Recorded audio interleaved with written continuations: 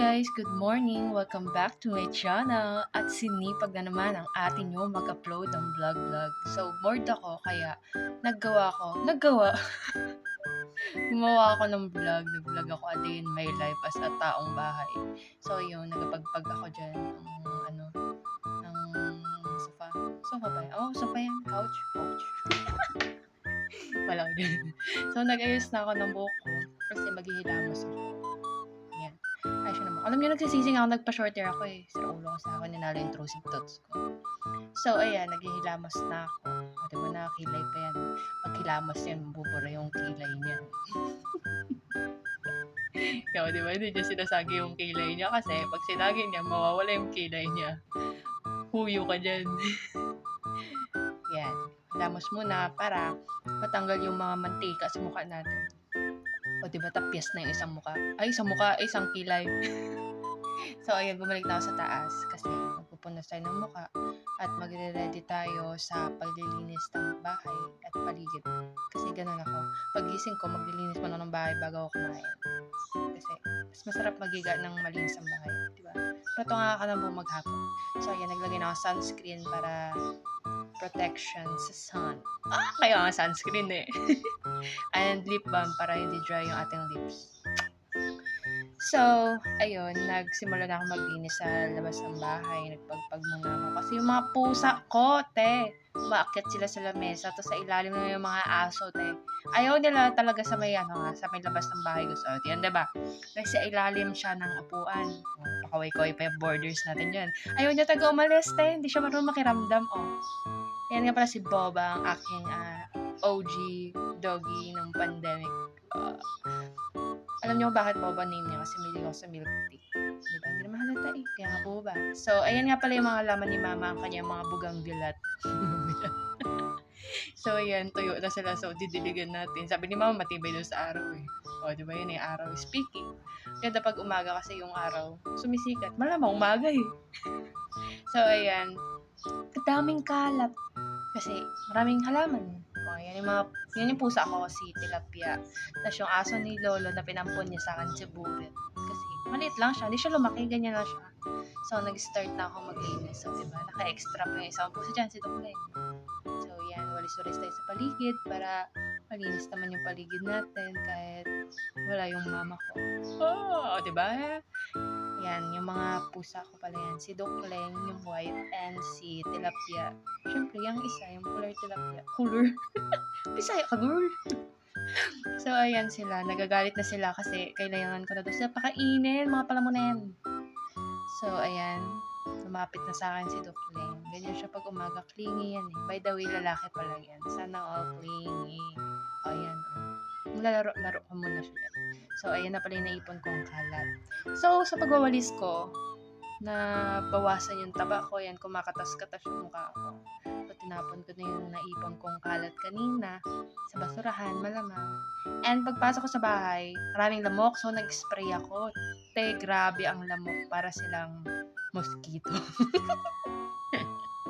So, ayun, nag-spray na ako ng panlamok para mamatay sila, RIP po. Pero, naubos na lang yung dugo ko Imbes na high blood ako. So, ayun, habang waiting tayo na mamamatay yung mga lamok, dyan mo lang nagsalpon muna ako, diba?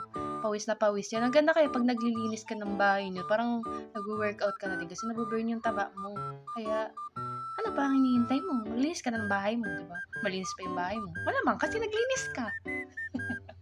Bakit mag-voice over? So, ayan, nag-amuni-muni muna siya.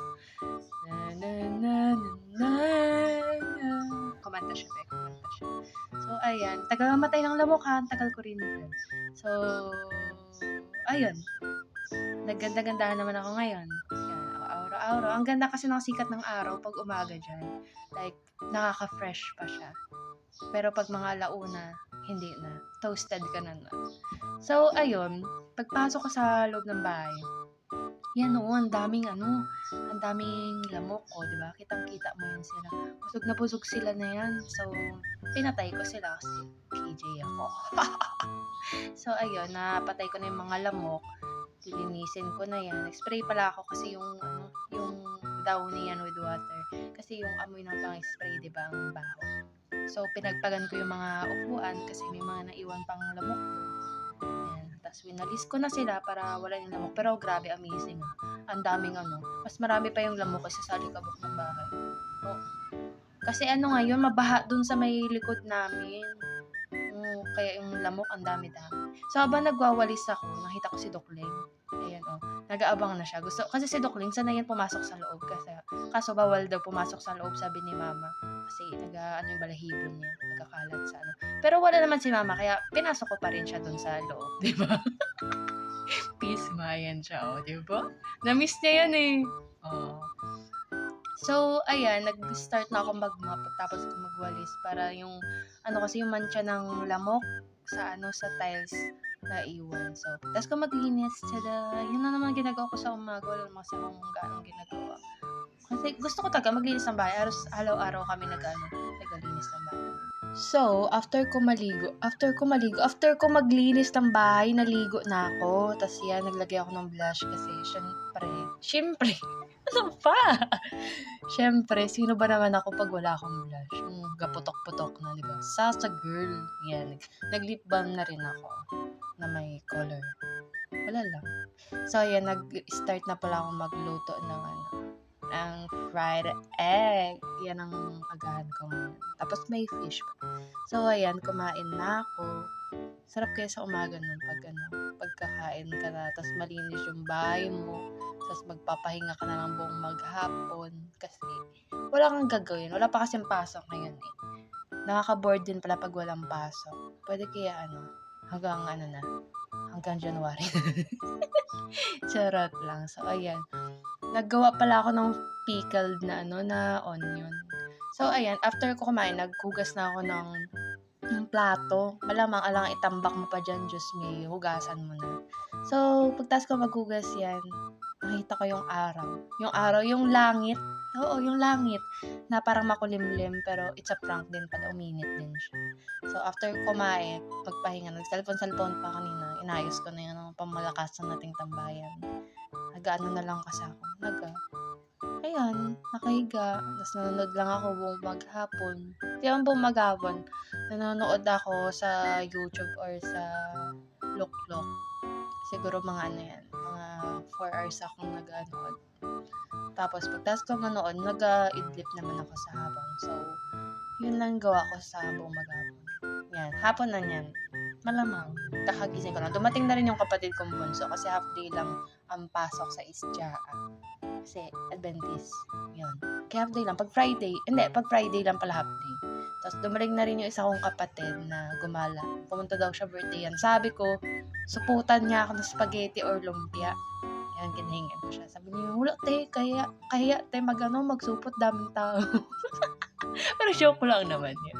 So yan, nag-aasaran kami ni Nino. Si iPad kid yun.